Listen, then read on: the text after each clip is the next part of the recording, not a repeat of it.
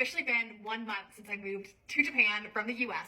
And that's so crazy to think about because it feels like I've been here a long time, but also only like a week in the same sense. I don't know. It's a weird time experience phenomenon going on right now. But I thought it'd be very fun to do the differences I've already noticed between living in the US and living in Japan. First thing that like stood out to me pretty immediately was service workers are so kind. They're all so respectful, so happy to see you, so thankful that you came to the store. It doesn't matter if it's like the grocery stop or the auto center versus like the convenience, which is like the convenience store in Japan. It's like 7-Eleven, Lawson, Family Mart.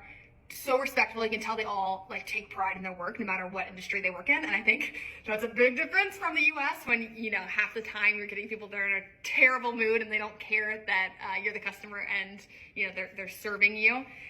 So that has been a breath of fresh air, I'll tell you. It really is that cheap. At least right now, the yen is pretty weak comparatively to the US dollar. So US dollars for Americans go a lot further when you live in Japan. And I'm gonna tell you, like, my husband and I have been going out to eat pretty much every meal between the both of us, and we're both ordering drinks, meals, dessert sometimes.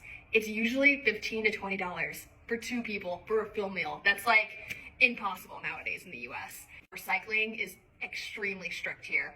And you really need at least 4 bins to properly separate your items out so that the trash companies will even take them. Because if you don't comply and you leave a label on a plastic thing, but you still recycle it, they're not taking your trash. So you better figure it out or you're gonna be backloaded with all the items and weeks of trash piling up. Japanese people are so respectful of others around them and other space.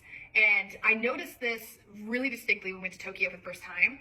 And I think this concept's out there, but on the escalator, you have the left if you're going to stand still and just wait until it goes up, or you have the right where you can, if you're in a rush, you can speed up and go walk up it. And I think this concept is in the US, like in New York, like that's generally what people do, but you always get people that aren't paying attention, that don't care, that are still standing in the wrong spot. Every single time, without fail, it's a straight line. If you're standing there, there is not 1 foot that inches to the right to block anybody. It was almost like jarring that you get this entire culture of people to sign on to this ideology that like we need to be respectful of others and mindful of how our actions are affecting when you're on the trains. Like it's quiet. Like I felt bad even whispering to my husband about like the question of where we're getting off because no one's talking. Everyone's keeping to themselves and keeping their volume down. It's just very impressive. I don't know if this is correct, but at least I was taught this in our orientation with the military is road rage is illegal. And again, I don't know if it's like enforced or like how that actually works with the locals, but like I was told, don't honk. If you're in a pissed off mood, don't honk, it's illegal. But even when we went to Tokyo, there's no honking. I mean, Tokyo, don't quote me, but comparatively, you think it's like the same busyness and population size of like New York. And New York, it's the song in the air is the horns going off and never stopping. I don't think I heard 1 horn in all of Tokyo. In our entire 4 days there, not 1 honk. I'll do 1 con that I've experienced so far. And we came from San Diego, so keep in mind, like, that's top tier USA. I feel like that's like a top 3 city to most Americans can acknowledge that.